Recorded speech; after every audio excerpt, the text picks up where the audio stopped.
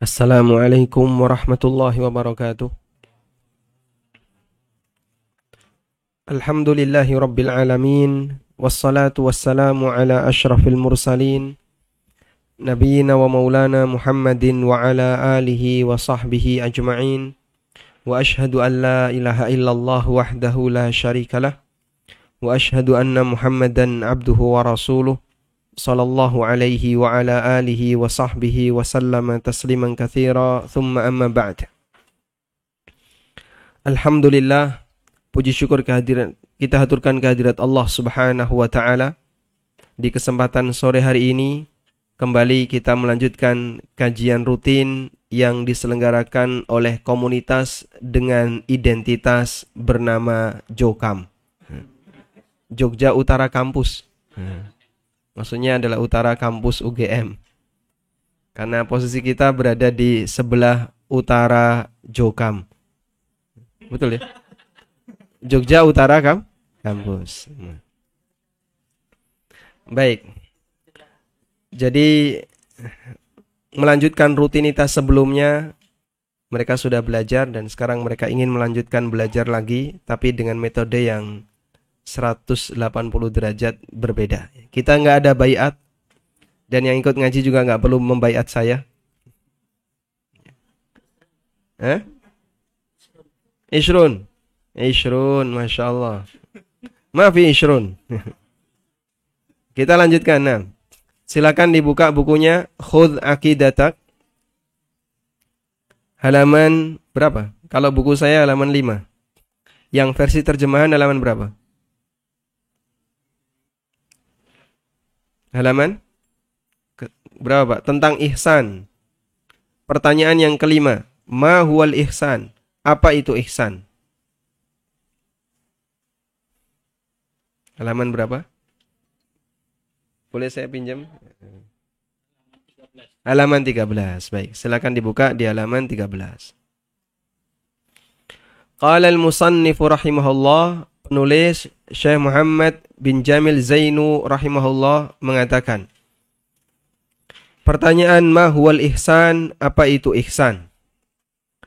Jawaban beliau, al-ihsanu huwa muraqabatullahi ta'ala fil ibadah.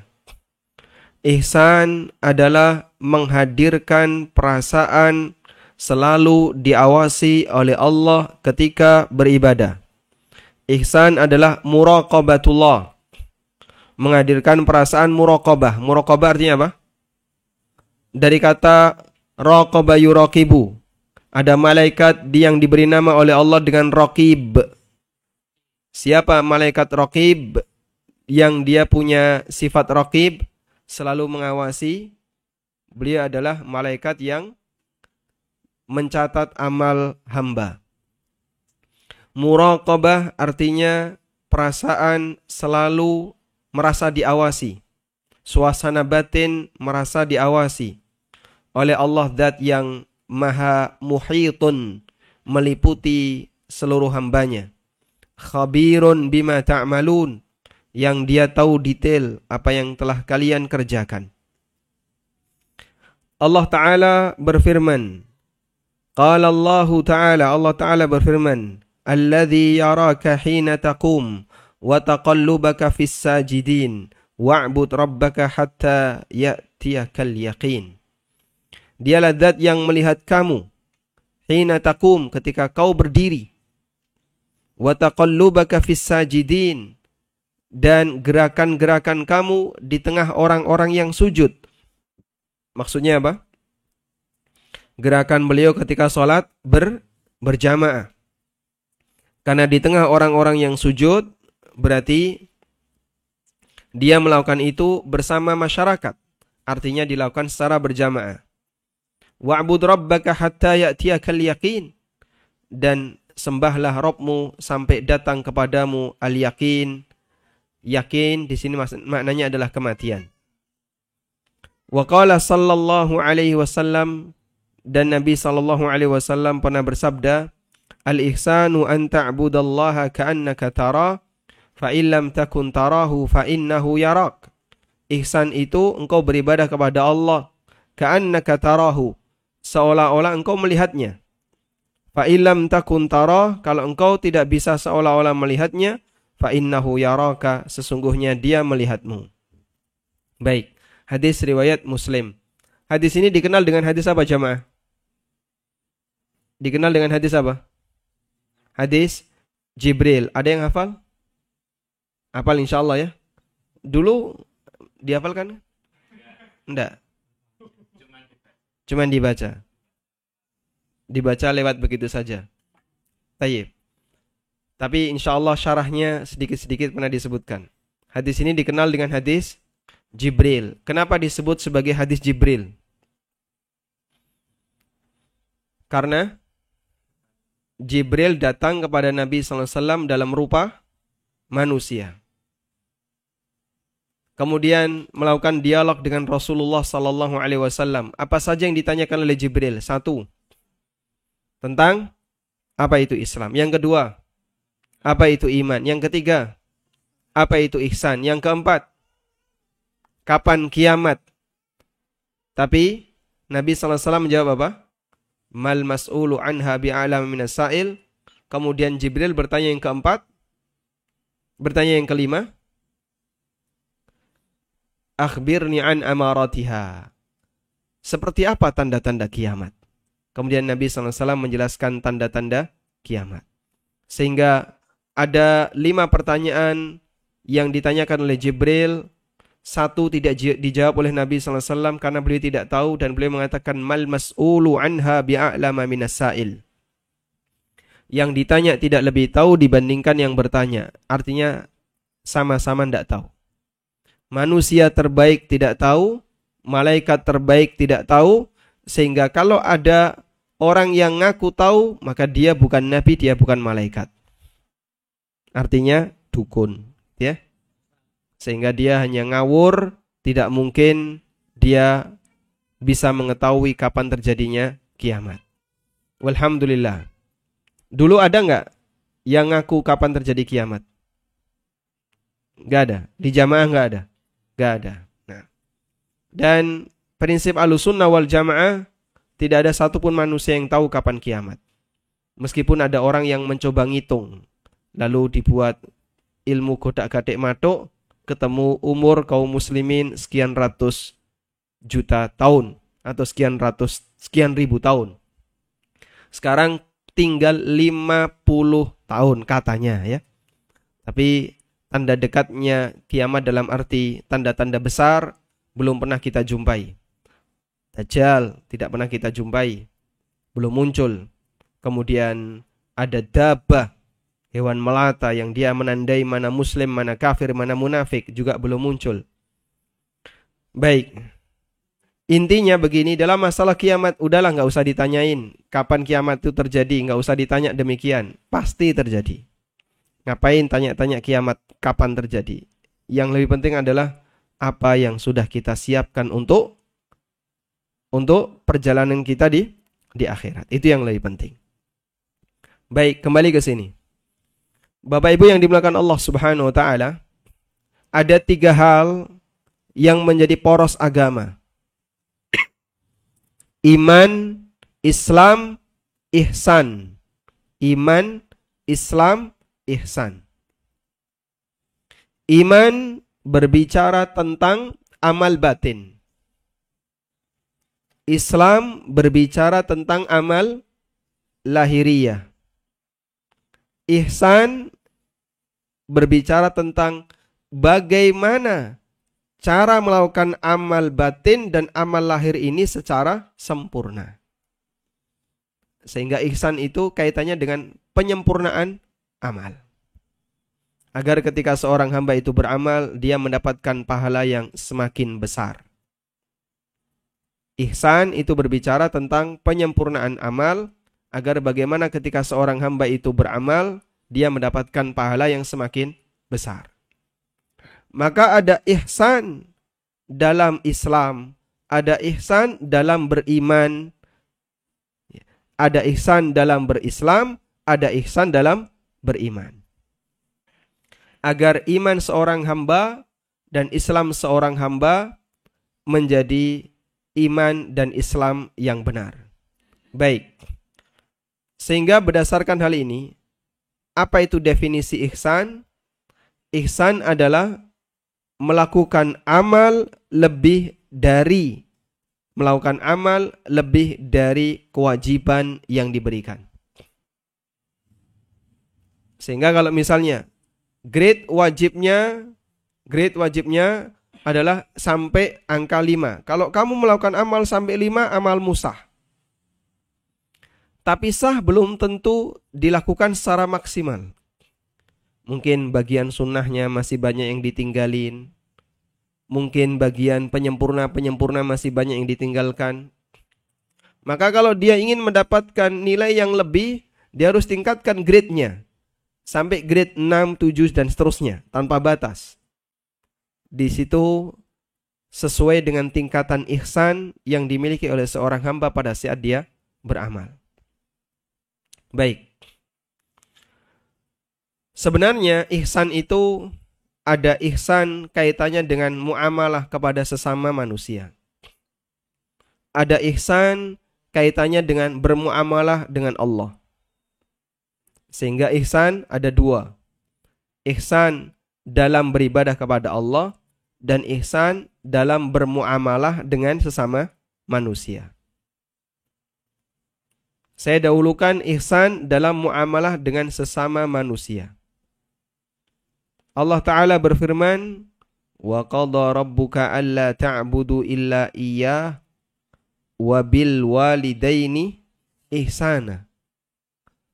Allah mewajibkan kepada kalian agar tidak beribadah kecuali hanya kepadanya dan apa tadi? Berbuat ihsan kepada kedua orang tua. Sehingga ada bentuk ihsan kepada makhluk. Dan dalam ayat ini Allah perintahkan ihsan kepada orang tua. Nabi SAW juga sebutkan, bahkan ihsan itu ada pada interaksi manusia dengan binatang. Nabi SAW bersabda, innallaha katabal ihsana ala kulli syai'. Allah wajibkan kita untuk berbuat ihsan terhadap segala sesuatu. Fa idza dzabhtum fa ahsinu dzibha wa idza qataltum fa ahsinul qitlah. Sampai pun dalam perkara yang dianggap oleh orang, wah ini sadis atau ini tindakan kekerasan, yaitu menyembelih dan membunuh. Sampai pun dalam perkara seperti itu, Islam mewajibkan agar orangnya melakukan dengan cara ihsan. Fa idza dzabhtum, kalau kau nyembelih, fa ahsinu dzibha, maka sembelihlah dengan cara ihsan. Wa idza qataltum, kalau kamu membunuh, misalnya membunuh binatang yang ganggu, bunuh apa misalnya? Bunuh kalajengking, bunuh ular, atau bunuh semut yang ganggu. Fa ahsinu al-qitlah, maka bunuhlah dengan cara yang ihsan. Wal yuhidda syafratahu wal yurih dzabihatahu. Tajamkan pisaunya biar cepat mati. Sehingga ada ihsan terkait apa jemaah? Interaksi seorang muslim dengan binatang. Ada juga ihsan dengan sesama tetangga. Ada ihsan dengan sesama kawan. Ada ihsan dengan saudara dan seterusnya. Maka dalam bermuamalah kita diperintahkan untuk melakukan ihsan, yaitu memberikan sikap yang terbaik untuk mereka. Kemudian yang kedua adalah ihsan kaitannya dengan interaksi hamba kepada Allah Ta'ala. Yaitulah ihsan dalam masalah ibadah. Dan itu yang dibahas oleh penulis. Sehingga ihsan yang dicantumkan dalam kitab Khud Aqidatak, ini ihsan kaitannya interaksi seorang hamba dengan siapa? Dengan Rabbnya, Allah Subhanahu wa Ta'ala. Baik. Bagaimana makna ihsan dalam beribadah? Maknanya adalah tadi, melakukan ibadah melebihi dari sebatas kadar wajibnya. Sehingga yang dalam pikiran dia bukan yang penting ibadah aku sah, tapi yang ada dalam benaknya adalah bagaimana agar ketika beribadah aku bisa mendapatkan pahala yang jauh lebih banyak. Dan kualitas ini tergantung dari kualitas ihsan. semakin ihsan dalam beribadah, maka semakin tinggi nilai pahalanya. Baik. Nah, ihsan ada 2 tingkatan. Ihsan ada 2 tingkatan. Tingkatan yang pertama, dan ini tingkatan yang lebih rendah, adalah ihsan dengan menghadirkan perasaan bahwa Allah mengawasi kegiatan amal ibadah yang sedang aku kerjakan. Ketika seorang hamba dalam dirinya ada perasaan seperti ini, maka sang hamba ketika beribadah dia akan hati-hati. Jangan sampai ibadah yang aku kerjakan membuat Allah tidak mau menerima ibadahku. Contohnya apa? Ada unsur riya, ada unsur ujub, ada unsur sum'ah, pingin didengar orang, pingin diperhatiin orang, pingin dapat pujian dari suaminya atau dari istrinya atau dari mertua atau dari yang lainnya. Sehingga Allah Subhanahu wa taala enggak suka karena Allah memperhatikan batinnya kotor. Batin orang ini ketika beribadah dipenuhi dengan kotoran. Akhirnya ditolak oleh Allah Subhanahu wa taala. Dan orang yang ihsan dalam beribadah dengan tingkatan yang rendah ini menghalangi dia untuk melakukan riya. Menghalangi dia untuk melakukan sum'ah. Menghalangi dia untuk melakukan ujub. Menghalangi dia untuk punya niatan-niatan yang enggak benar ketika dia beramal.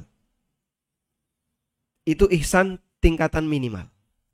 Sehingga ihsan tingkatan bawah itu tidak sampai menyebabkan seorang hamba berlaku riya dan seterusnya. Ya. Makanya kalau ada orang yang beribadah tanpa ihsan tahapan yang pertama ini, yaitu muraqabatullah, bisa jadi dia akan riya, dia akan ujub dan seterusnya, yang membuat ibadahnya tidak diterima oleh Allah, tidak berkualitas dari sisi kondisi batinnya yang penuh dengan kotoran. Baik.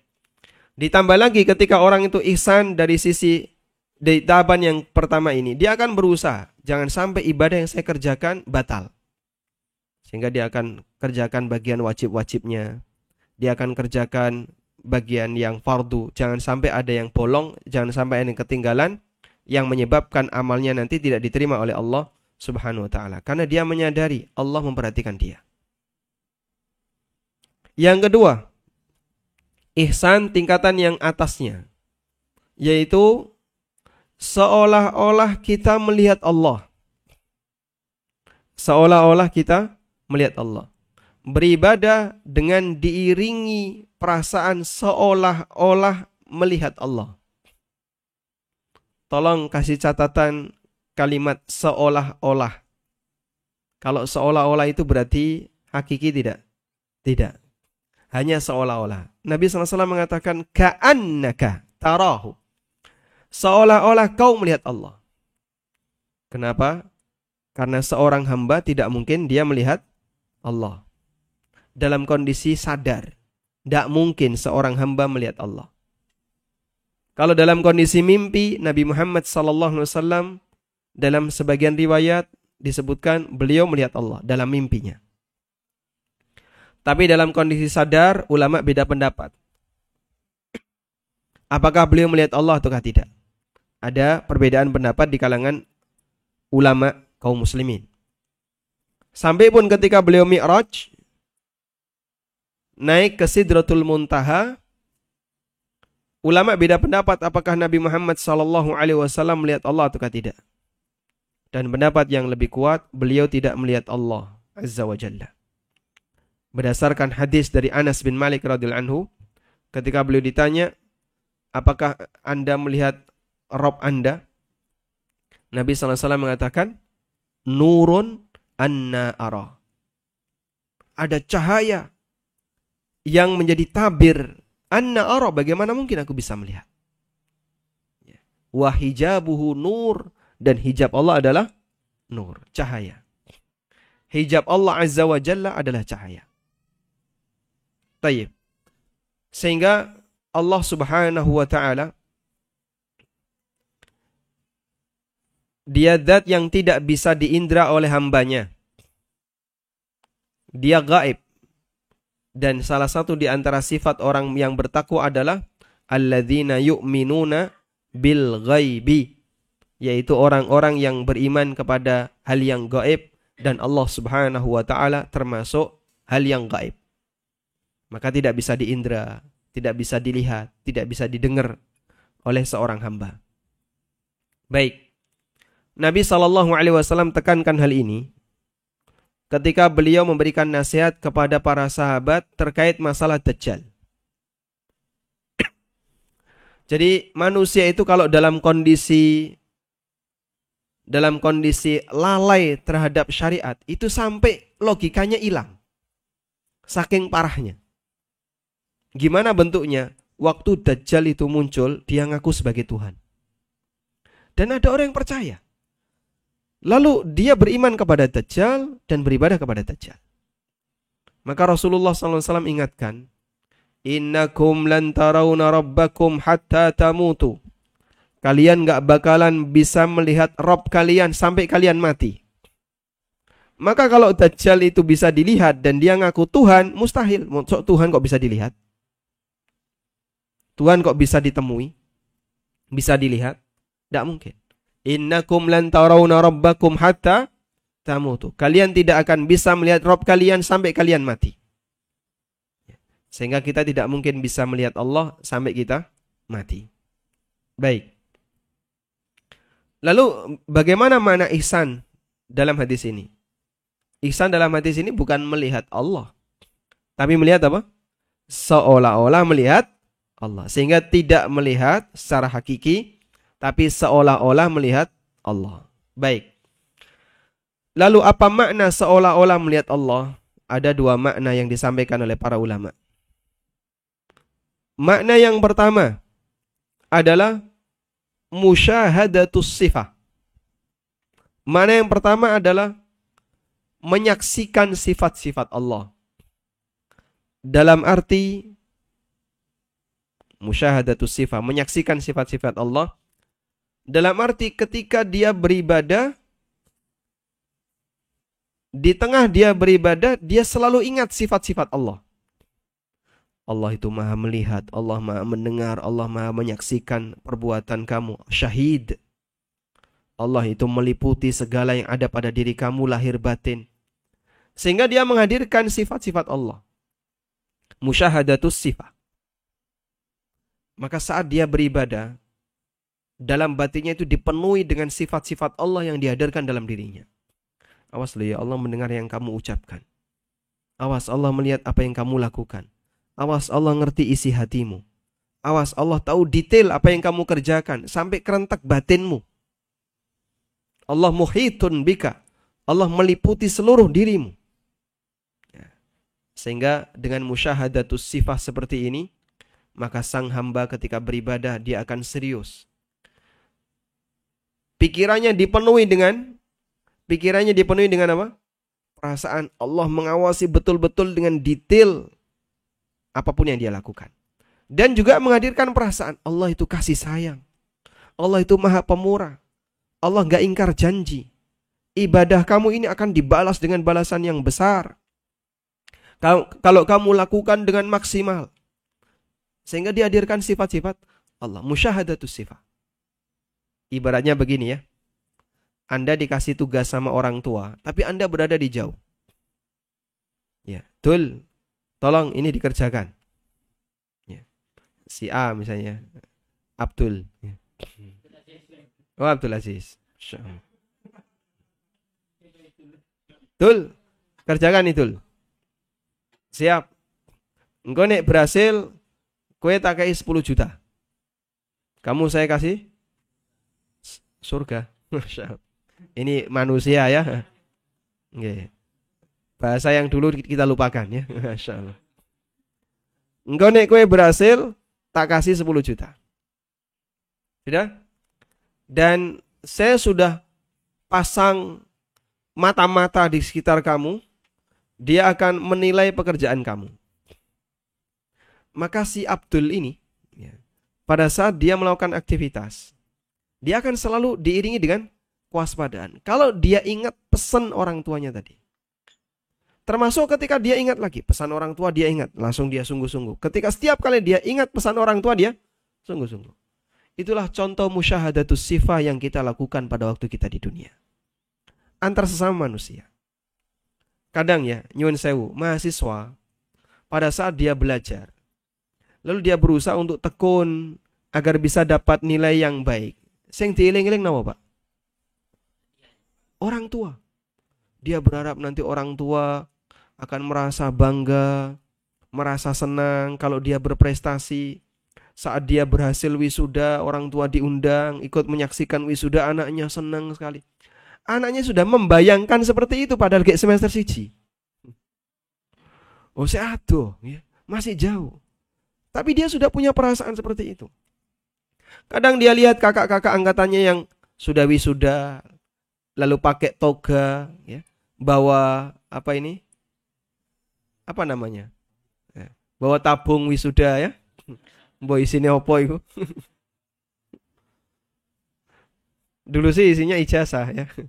Ijazah digulung. Dan ucapan selamat ya. Dia bawa itu, Masya Allah. Pada saat dia wisuda dia bawa itu. Dia lihat kakak, Masya Allah, nanti saya akan seperti itu. Kadang ada yang sukses, berhasil lanjut S2 di Jepang. S3 lanjut di Afrika. Oh, pada kau Jepang nih Afrika ya. Yang Zimbabwe. Sehingga muncul kebanggaan dalam dirinya. Sing dieling-eling wong tuane. Sama halnya ketika para suami ini bekerja. Saat suami itu bekerja lalu mendapatkan sesuatu. Sing dieling-eling sinten, Pak? Hah? Bojone. Masya Allah. Aku nek mulai gitu. Gawa kaya ngene, bojoku guyang-guyu gitu. Ada perasaan seperti itu dalam dirinya pada saat dia bekerja, itulah bentuk musyahadatu sifah. Dan hanya dengan musyahadatu sifah, orang itu bisa termotivasi, orang itu bisa tertahan dirinya untuk melakukan sesuatu. Awas loh, hati-hati. Iki bapak gak senang aja sampai dilakoni. Hanya dengan ingat itu dia gak jadi. Ini bapak gak senang aja sampai dilakoni. Melihat itu dia gak jadi. Ya. Ada sebuah cerita ya, barangkali bermanfaat bagi bapak ibu yang ada di sini. Ini urusan orang tua ini ya. Masya Allah. Baik. Jadi Hasan Al-Basri rahimahullah. Beliau itu pernah haji. Hasan Al-Basri tinggal di mana? Basrah. Basrah, Irak. Ke Mekah ya kurang lebih perjalanan ya hitungan bulan lah. Kemudian setelah sampai di kota Mekah, Hasan kan banyak begitu haji pasar itu digelar, banyak orang jualan. Lalu beliau melipir ke seorang penjual kain. Beliau mendekat ke seorang penjual kain. Begitu sampai di lapak penjual kain ini, si penjual kain ini langsung menawarkan kainnya kepada Hasan Al-Basri dengan cara yang nggak benar. Tuan, Masya Allah Tuan, sampai di sini beruntung Tuan. Kalau nggak beli nanti pulang nyesel. Ini kain saya top marko top, yes mare yes. Wah, nomor 1 sedunia. Ini kainnya bagus ini. Dia menawarkan dengan cara terlalu berlebih-lebihan, menggebu-gebu sampai ditinggalkan Hasan Al-Basri. Gak bener ya wong iki. Ditinggal. Udah? Selesai beliau menunaikan ibadah haji pulang. 2 tahun berikutnya beliau berangkat haji lagi. Beliau bukan orang Mekah ya. Makanya hajinya bisa jadi tidak dilakukan setiap tahun. 2 tahun berikutnya berangkat lagi. Dalam kesempatan haji yang berikutnya ini, haji yang keberapa Pak? Wallahu alam ya. Yang jelas haji berikutnya. Beliau ketemu penjual kain yang sama. Tapi kali ini cara beliau dalam menawarkan barang dagangan sangat sopan. Silahkan dilihat, kalau cocok ya monggo dibeli, kalau enggak apa-apa. Ini dagangan saya, nggih. Semoga berkah. Cara beliau dalam menawarkan itu sangat sopan. Akhirnya Hasan Al-Basri penasaran. Duh, kamu kan penjual kain yang 2 tahun yang lalu pernah ketemu kita. Loh kok Tuhan masih ingat? Iya. Ini kenapa kok ada perubahan besar seperti ini? Apakah karena sudah keluar dari Jokam? Ya. Sehingga cara kamu berdagang sudah semakin sopan? Ya. Dulunya kan Jogja Utara kampus, sekarang pindah ke selatan kampus. Apakah karena kamu sudah ngaji sunnah, sehingga sekarang cara kamu dalam berdagang lebih bagus daripada sebelumnya?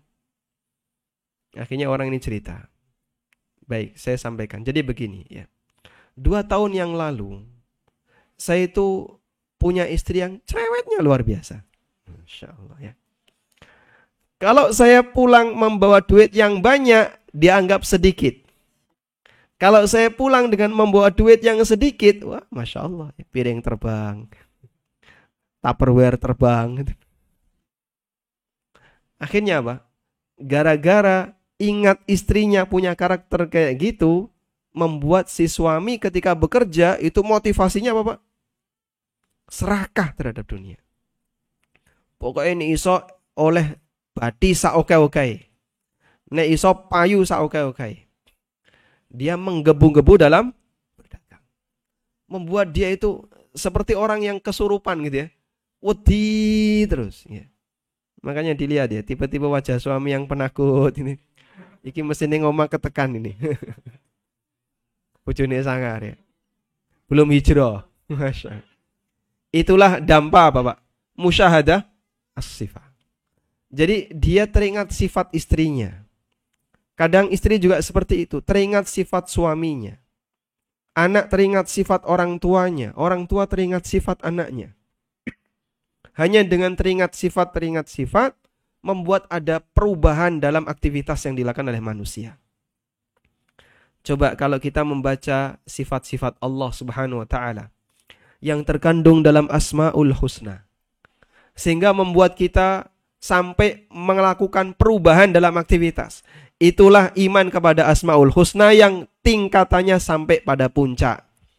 Cuman kita bisa baca, ra ngerti maknane. Ini maca Asmaul Husna ya wis insyaallah bolak-balik wis krungu sudah biasa Pak dengan nama-nama itu. Dan alhamdulillah nama Allah kita kenal dengan jumlah yang banyak. Tapi kurang merenungkan, kita kurang peresapan sehingga bagi kita biasa-biasa saja. Padahal tidak ada zat yang sifatnya sempurna, sifat baiknya sempurna melebihi Allah Subhanahu wa taala. Ya. Kadang kita saja ya misalnya, Mas, kamu diundang Bapak A. Lalu kita ingat, oh Pak A itu orangnya kaya, royal, dermawan. Kalau ada tamu, Masya Allah dilayani semaksimal mungkin. Kita kalau dengar kamu diundang Bapak A, disuruh untuk bertemu beliau di restoran X. Wah, pemainan yang restoran. Saya yakin orang sarapan. Masya Allah. Pokoknya dintekno jerone iki, pokoknya yang penting kosong sak kosong-kosong ya. Nanti mau diisi sebanyak-banyaknya. Sehingga kadang ada orang yang sengaja, kok belum makan? Di sana, nanti di sana. Ya. Sebelum bertamu, nggak makan dulu. Lain kalau diundang B. B ini apa? B ini ya biasa saja. Wonge cetil mudit kumit. Ya. Biasanya nek nompo tamu mau garingan. Akhirnya ketika kita diundang ke sana, sebelum berangkat sarapan sih. Makan siang dulu. Kenapa? Ning kono ora bakalan dikei mangan. Itulah bentuk apa? Musyahadah as-sifat. Padahal itu interaksi manusia dengan manusia. Dan sifat manusia itu mungkin untuk berubah. Tapi kalau Allah Azza wa Jalla sifatnya sempurna dan tidak akan berubah, dan itu menjadi nama, tinggal apakah kita meyakininya ataukah tidak. Nah, dalam beribadah ketika seorang hamba itu melakukan musyahadatus sifah, seperti ini akan memberikan perubahan dalam hidupnya. Akan memberikan perubahan dalam kegiatan ibadahnya. Ya. Robmu itu akan memberikan pahala yang besar kepada kamu kalau kamu itu serius dalam beribadah. Akhirnya dia serius. Yakin dengan balasan. Maka dia berusaha untuk mengamalkan yang sunnah-sunnah. Jangan diremehkan ya. Barangkali ada satu amal sunnah. Kadang kan kita meremehkan, sunnah kok, tinggalin aja. Satu sunnah, kalau orang tahu nilai pahalanya, dibandingkan dunia seisinya lebih baik mana? lebih baik sebuah sunnah. Makanya Nabi SAW menyebutkan rakaatul fajri khairum minad dunya wa ma fiha. 2 rakaat sebelum subuh luwih apik timbangane donya saisine. Padahal dunia seisinya Masya Allah Pak, kita lihat isi dunia yang demikian luar biasa. Banyak tempat yang tidak pernah kita jangkau. Mungkin kalau kita sampai ke sana kita hanya bisa wah tok. Saking megahnya, saking indahnya. Kita nggak pernah masuk ke istana. Kita tidak pernah tahu seperti apa yang ada di hotel-hotel mewah. Padahal itu bagian secuil kecil dari dunia. 2 rakaat sebelum subuh lebih baik daripada itu semua. Sudah? Nah, di posisi ini jamaah, kenapa kadang kita tidak semangat melakukan amal sunnah? Kadang kita tinggalin ya amal-amal sunnah. Contoh ya, orang malas angkat tangan ketika i'tidal, atau ketika mau ruku, atau ketika bangkit dari tasyahud awal ke rakaat yang ketiga, dia malas angkat tangan. Kadang alasan dia sunnah aja kok. Iya sunnah, betul. Kita sama-sama sepakat sunnah. Tapi tolong, kalau ini dijadikan oleh Allah sebagai pahala, itu lebih baik daripada seluruh harta yang kau punya. Dan tentu orang ketika tahu motivasi itu, dia akan semakin serius. Cuman motivasi itu rendah dalam dirinya sehingga dia kurang serius dalam melakukannya. Baik, ini ihsan makna yang pertama. Ihsan tingkatan yang kedua dalam makna yang pertama. Apa tadi maknanya? Musyahadatu as-sifat. Menghadirkan sifat-sifat Allah dalam dirinya sehingga ketika dia beribadah selalu membayangkan nama-nama Allah yang indah, sifat-sifat Allah yang sempurna, dan itu menjadi motivator besar bagi dia untuk melakukan berbagai macam sikap dan perubahan. Dia juga ingat, awas nek sholatmu gak bener nanti kamu dihukum, nek ibadahmu gak bener nanti kamu dihukum, kalau ibadahmu gak bener nanti ditolak, sehingga dia takut. Sama sebenarnya tadi ya. Kau nek mau entuk duit saiki mulai diseneni, hati-hati. Makanya nggih nyuwun sewu. Kadang suami itu sebelum pulang ke rumah mampir masjid ya. Ngapain? Turu se apa pripun? Bukan. Ya. Buka WA, hapus yang bisa dihapus. Buka SMS, hapus yang bisa dihapus. Kenapa? Karena begitu sampai rumah akan dihisap sama istrinya. Masya Allah. Oke. Karwane jenengan ngeten niku, Pak. Sabar, Pak, enggak ada rawatan kados ngeten niku, Pak. Masya Allah. Masya Allah. Baik. Itu karena musyahadatus sifat. Nah, kita kadang begitu tidak maksimal dalam musyahadatus sifat, akhirnya ya biasa-biasa saja dalam beribadah kepada Allah Subhanahu wa taala. Baik. Makna yang kedua,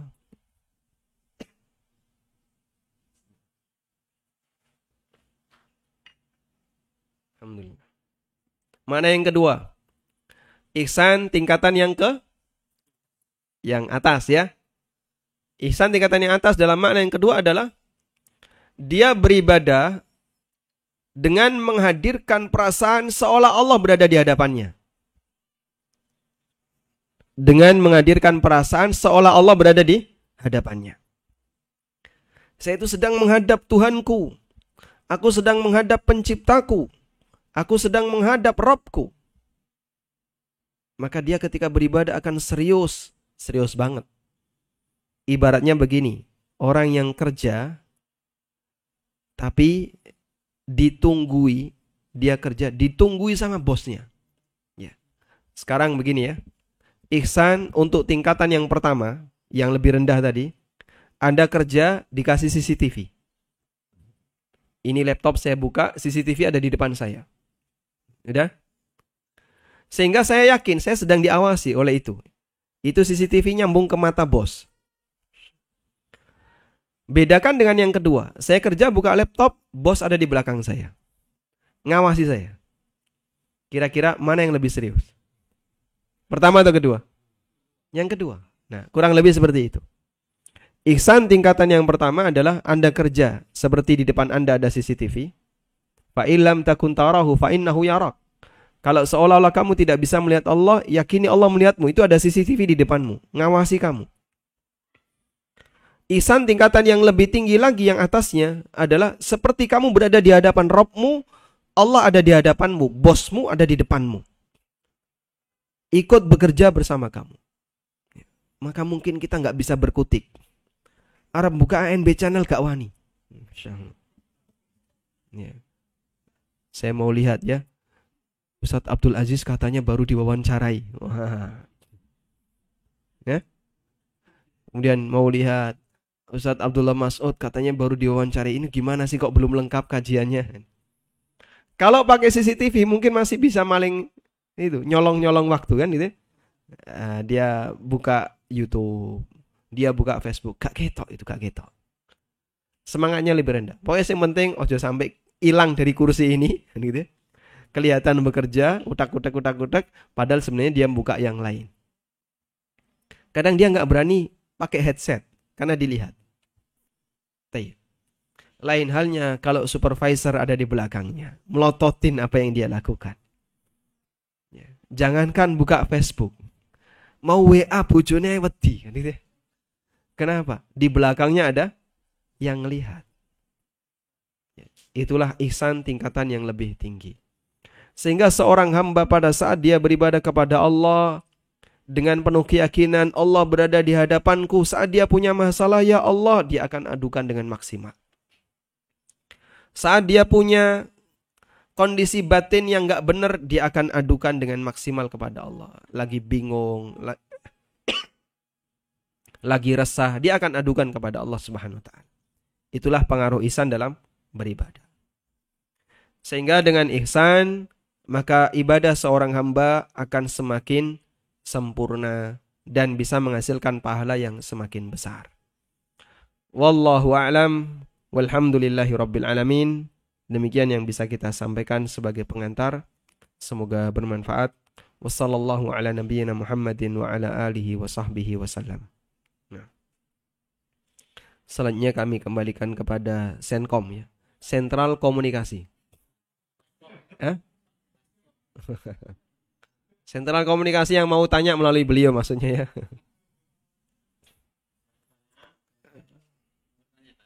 Nah.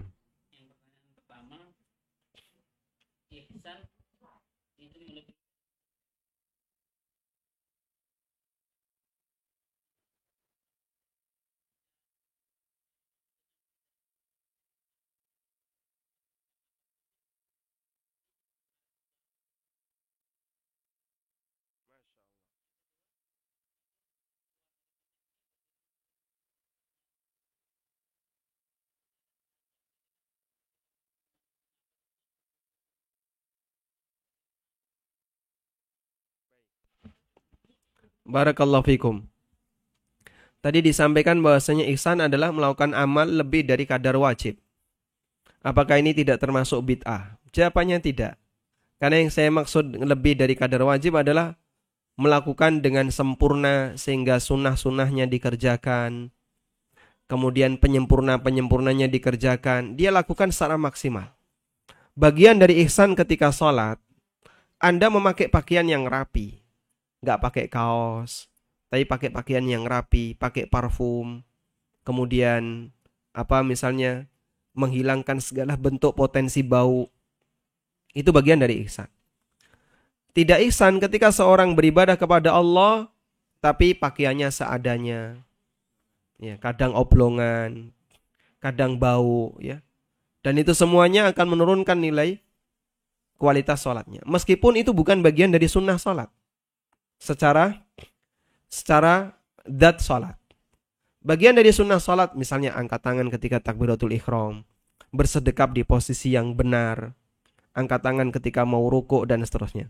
Nah, ihsan mengerjakan zat salat dengan sempurna, sunnah-sunnahnya dilakukan, khusyuk lahir batin. Di saat yang sama dia juga sempurnakan seluruh fisiknya. Hilangkan najis, hilangkan bau. Kemudian pakaiannya pakaian yang rapi, sopan. Dan praktek seperti ini tidak ada unsur bid'ah, sehingga tidak nambahi tata cara, tapi melakukan tata cara yang lebih sempurna. Dalam ibadah yang kita lakukan pasti ada yang kurang, karena kualitas ihsan kita masih rendah. Sehingga saat kita ibadah pikiran melayang kemana-mana. Itu salah satu bukti bahwasanya ihsan kita masih rendah. Wallahu a'lam. Yang kedua, apa tadi? Wudu dalam posisi telanjang, apakah diperbolehkan? Ulama sepakat bahwa baik wudu maupun mandi dalam posisi telanjang tidak berbusana itu makruh.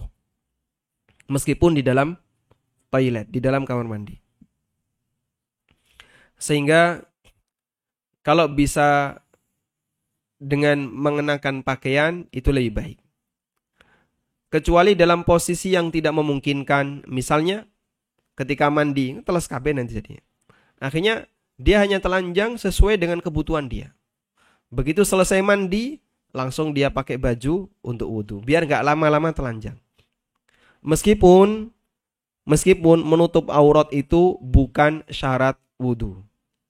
Ada banyak orang yang dia punya anggapan wudu itu mirip sholat. Sehingga bingung, boleh nggak ketika wudu itu bicara? Ketika wudu dalam kondisi hadas boleh nggak? Ya, kalau nggak hadas kan nggak perlu wudu. Apakah wudu harus menghadap kiblat? Apakah wudu harus menutup aurat? Itu semuanya bukan syarat wudu, itu syarat sholat. Tapi terngiang-ngiang syarat sholat dibawa ke wudu. Sehingga ada orang yang dia takut ketika wudu, takut bicara. Nanti tidak batal wudunya. Loh kenapa? Saya bicara ketika wudu, tidak batal. Batal itu kalau bicara ketika sholat. Wudu harus menghadap kiblat, bukan harus. Ini tidak keharusan. Wudu boleh menghadap ke arah manapun. Wudu harus menutup aurat, tidak harus. Yang wajib menutup aurat itu sholat. Dan seterusnya. Sehingga pada asalnya wudu tidak harus menutup aurat. Meskipun kalau dilakukan dengan cara menutup aurat itu mengurangi jeda waktu di mana kita membuka aurat. Paham insyaallah? Baik. Wallahu a'lam. Dan salah satu di antara dalil bahwasanya wudu boleh tidak menutup aurat, Nabi SAW ketika mandi junub beliau berwudu dan itu didahului dengan mencuci kemaluan sebagaimana dalam hadis Maimunah dan hadis Aisyah yang diriwayatkan oleh Bukhari Muslim. Sehingga beliau cuci kemaluan dulu, beliau cuci tangan, cuci kemaluan, kemudian beliau berwudu sebelum beliau mandi besar. Dan tidak mungkin di posisi itu beliau pakai baju. Dalam lanjutan itu beliau mengguyur seluruh badan. Wallahu a'lam. Nah.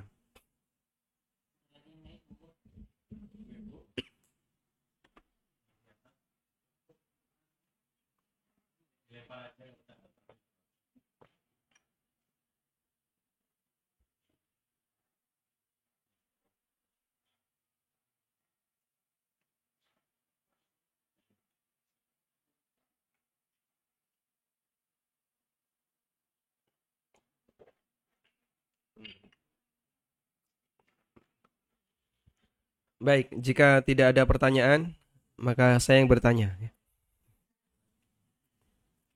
Boleh, Pak? Masya Allah, baik. Pertanyaan yang pertama. Apa perbedaan iman dengan Islam?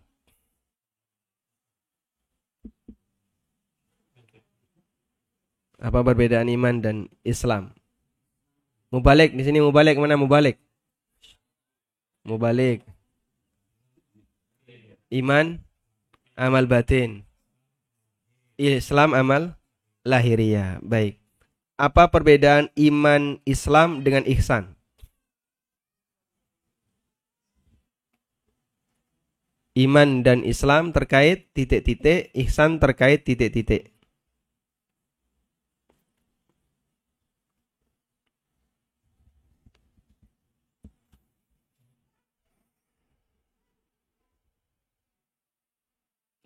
Ya. Iman amal batin, Islam amal lahir, ihsan bagaimana melakukan amal lahir batin dengan cara sempurna. Sehingga ihsan itu berkaitan dengan tata cara beramal. Maka ada ihsan dalam berislam dan ada ihsan dalam beriman. Baik. Sebutkan dua pendapat ulama tentang makna ihsan derajat yang atas, derajat yang paling tinggi. Ada berapa pendapat tadi? Dua. Yang pertama apa? Musyahadatus sifah. Maknanya apa musyahadatus sifah? Beribadah dengan menghadirkan perasaan, dengan menghadirkan sifat-sifat Allah dalam hatinya. Yang kedua, beribadah menghadirkan perasaan seolah-olah Allah berada di hadapannya, sehingga ketika dia beramal akan sangat serius dalam beramal. Walhamdulillah. Baik. Kalau kata kunci itu sudah didapatkan, insya Allah sudah paham terkait makna ihsan. Walhamdulillahirabbil alamin. Semoga ya, ada yang mau disampaikan? Oh, langsung.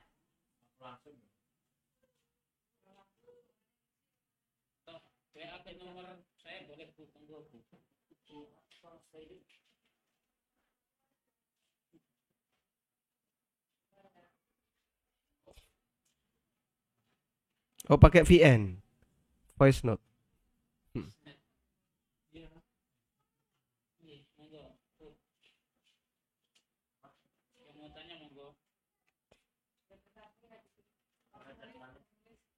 Oh. Baru nulis. Baik, yang lain silakan. Ya, tafadhol sambil menunggu yang mau menulis. Ya. Waalaikumsalam warahmatullahi wabarakatuh.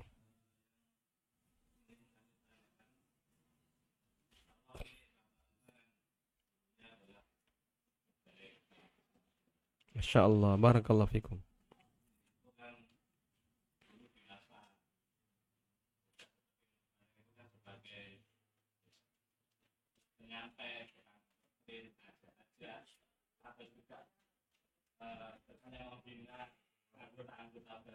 Ya.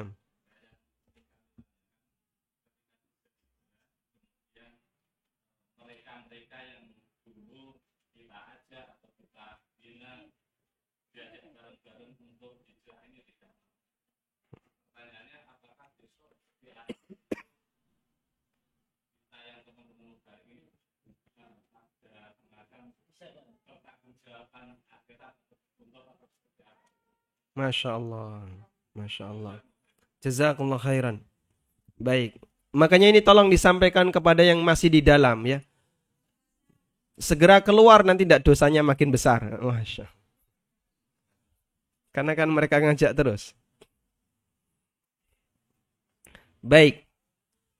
Tentang kasus seperti ini telah terjadi di zaman Nabi Sallallahu Alaihi Wasallam.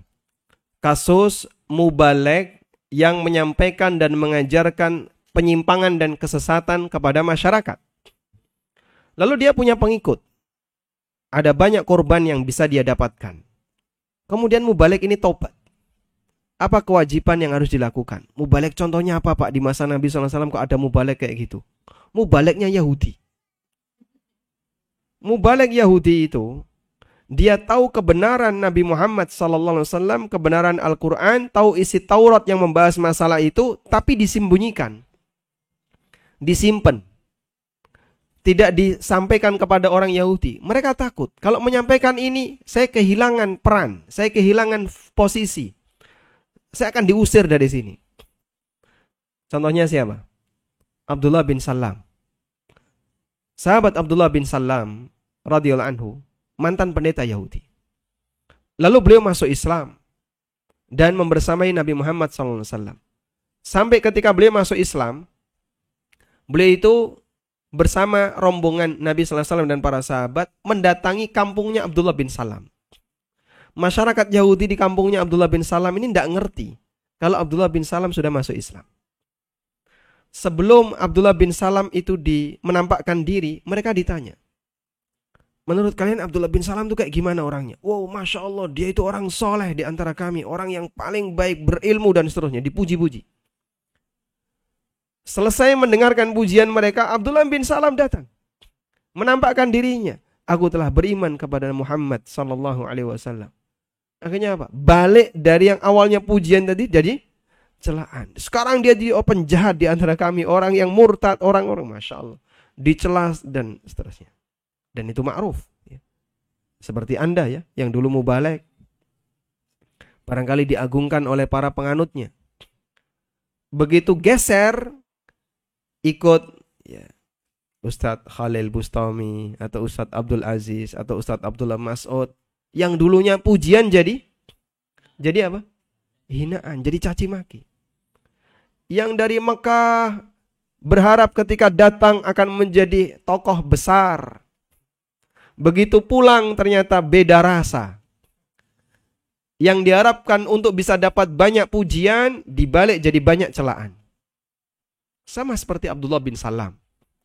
Menyampaikan sebuah kebenaran harus ada konsekuensi seperti ini. Sampai akhirnya ketika Abdullah bin Salam menampakkan diri dan menyatakan saya beriman kepada Muhammad, mereka balik mencela Abdullah bin Salam. Nah, kaitannya dengan kasus orang seperti ini, yang dulu korbannya sudah banyak, Allah sebutkan di surat Al-Baqarah ayat 160. Illal ladzina tabu wa aslahu wa bayyanu faulaika atubu alaihim wa anat tawwabur rahim. Kecuali orang yang bertaubat, wa aslahu, dan memperbaiki diri. Maksudnya melakukan konsekuensi taubat. Karena taubat itu tidak sebatas hanya di lisan, saya taubat kapok moh wesan. Selanjutnya apa yang harus aku lakukan? Itu yang dimaksud dengan islah ba'da taubah. Islah setelah taubat. Wa aslahu, dan dia melakukan konsekuensi taubat. Wa bayyanu, dan dia menjelaskan kepada masyarakat. Sehingga ada tugas yang ketiga, di samping taubat, dia harus islah dan menjelaskan. Makanya ketika seorang hamba itu pernah punya korban terkait dakwah yang pernah dia sampaikan, ngajak orang untuk melakukan transaksi riba. Ini dulu adalah nasabah-nasabah saya, ya, tak motivasi untuk utang, sampai akhirnya dia utang, sekarang dia kelilit utang, saya sudah tobat dari riba. Terus gimana selanjutnya? Kasih penjelasan ke mereka. Riba itu haram, kamu tidak boleh lagi transaksi riba, saya sudah bertobat kepada Allah. Mari kita sama-sama tobat. Ya.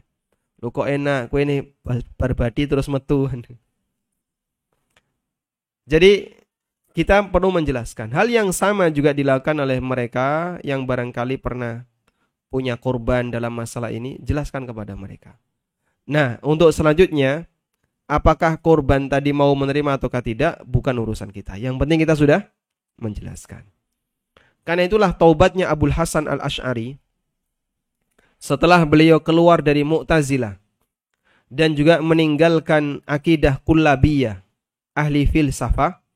Beliau menulis beberapa buku untuk menunjukkan rujuk beliau kepada akidah Ahlussunnah. Ada 3 buku yang sangat terkenal ya. Yang pertama Maqalatul Islamiyyin, yang kedua Al-Ibana an Usulid Diyanah, yang ketiga Risalah ila Ahli Tsaghar. Ya. Meskipun buku ini ada sebagian orang yang tidak mau mengakui, tapi sebagian yang tidak mau mengakui ini kecil sekali.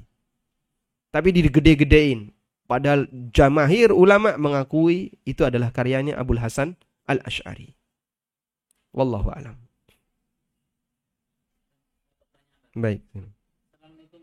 Waalaikumsalam warahmatullahi wabarakatuh. Bagaimana hukum menghadiri majelis ilmu bagi wanita yang sedang haid ketika pengajian tersebut diadakan di dalam masjid, boleh masuk atau tidak? Yang kedua, bagaimana dengan membaca Al-Quran? Apa wajib membaca dan memegang mushaf Al-Quran? Apa wajib dengan jazakumullah khairan? Wa jazakumullah khairan. Apakah wanita haid boleh masuk masjid? Kalau hanya sebatas masuk, para ulama membolehkan, dan dalil tentang ini ada dalam hadis Aisyah radhiyallahu anha ketika beliau diperintahkan oleh Nabi sallallahu alaihi wasallam untuk mengambilkan kain yang dimiliki oleh Rasulullah SAW di dalam masjid. Ketika Aisyah disuruh untuk ngambil, Aisyah mengatakan, inni hidtu ya Rasulullah, saya sedang haid ya Rasulullah. Kemudian Nabi SAW mengatakan, inna haidataki laysat biyadik. Haidmu kan tidak di tanganmu. Haidmu tidak di tanganmu. Artinya permukaanmu tidak najis. Fisik kamu tidak najis. Sehingga Aisyah masuk masjid untuk ngambil itu. Tapi dalam kegiatan ini Aisyah tidak berdiam di masjid. Cuman ngambil terus keluar. Sebagaimana orang yang junub, ketika dia junub di dalam masjid, Allah katakan, wala junuban illa abiri sabilin hatta tagtasilu. Orang junub juga enggak boleh berdiam di dalam masjid illa abiri sabilin, kecuali cuman berlalu saja, cuman lewat saja, hatta tagtasilu, sampai mereka mandi. Baik. Kemudian, bolehkah wanita haid itu menetap dalam masjid? Dan konsekuensi ikut kajian kan tidak mungkin hanya lewat, ya. Cuman lewat dada Ustadz, lewat. Ya ini nggak ngapa-ngapain dia, cuman lewat tok. Sehingga ketika dia ikut kajian, dia datang duduk dengerin, nyatet. Dan itu butuh waktu yang lama. Ya, bertanya nanti setelah dibuka pertanyaan. Nah, bolehkah wanita haid melakukan seperti ini? Ulama beda pendapat. Jumhur mengatakan tidak boleh. Sementara sebagian pendapat mengatakan boleh. Dan yang mengatakan boleh ini adalah pendapat Ibnu Hazm. Kemudian pendapat Al-Muzani, salah satu muridnya Imam Syafi'i, yang mewakili qaul jadid, Al-Muzani. Dan juga beberapa ulama mazhab Hambali. Intinya ada perbedaan pendapat dalam masalah ini. Dan sebagai saran, ya, al-khuruju minal khilaf mustahab. Keluar dari perbedaan pendapat itu dianjurkan. Artinya, kalau Anda bisa mengambil sikap yang disetujui oleh semua ulama, maka lakukanlah hal itu. Kalau ibu ikut kajian di dalam masjid, hadir di dalam masjid, dimarahi sama jumhur ulama. Andai kan jumhur ulama itu tahu, mereka akan marah, memarahi ini. Meskipun disetujui oleh ulama yang lain. Tapi kalau Anda kajian di rumah pakai online, seluruh ulama setuju dan tidak ada yang memarahi. Itu yang dimaksud apa tadi? Keluar dari khilaf. Ambil posisi tidak ada yang memarahi kita. Nah, itu yang dimaksud dengan keluar dari khilaf. Sehingga kami hanya bisa sarankan kalau misalnya di posisi ini kita masih belum begitu yakin dengan nilai kebolehannya, maka silahkan Anda ikut kajian di luar masjid kalau masih bisa mendengarkan. Dan kalau nggak bisa mendengarkan, maka bisa streaming di rumah. Wallahu alam. Dan hukum yang sama juga berlaku terkait membaca Al-Quran. Memegang mushaf bagi wanita haid menurut jumhur hukumnya dilarang. Namun ada sebagian ulama yang membolehkan, sehingga ada khilaf. Dan kami sarankan sebaiknya jangan memegang mushaf, tapi silakan baca Al-Quran dengan menggunakan laptop, karena yang dipegang mouse-nya, bukan teks Qurannya. Sehingga Anda bisa next Al-Qurannya dengan menggunakan mouse. Atau dibantu oleh suaminya atau oleh anaknya, sehingga dia tidak bersentuhan dengan mushaf Al-Quran. Dan boleh memegang kitab tafsir. Kalau punya tafsir, yang kanan kirinya tafsir, tapi ada Qurannya, nah itu boleh dibaca. Karena kitab tafsir bukan termasuk Al-Quran. Nah, sekarang Quran terjemahan itu masuk dalam kitab tafsir ataukah tidak? Jawabannya betul. Dia masuk sebagai kitab tafsir. Lihat mana yang dominan. Kalau dominannya adalah teks Quran, maka dihukumi Quran. Kalau dominannya terjemahan, maka dihukumi kitab tafsir. Wallahu alam. Yang pertanyaannya bukan untuk orang head, tapi yang baca Quran itu wajib wudu atau tidak? Membaca Al-Quran tidak wajib wudu dengan ijma' ulama sebagaimana keterangan An-Nawawi.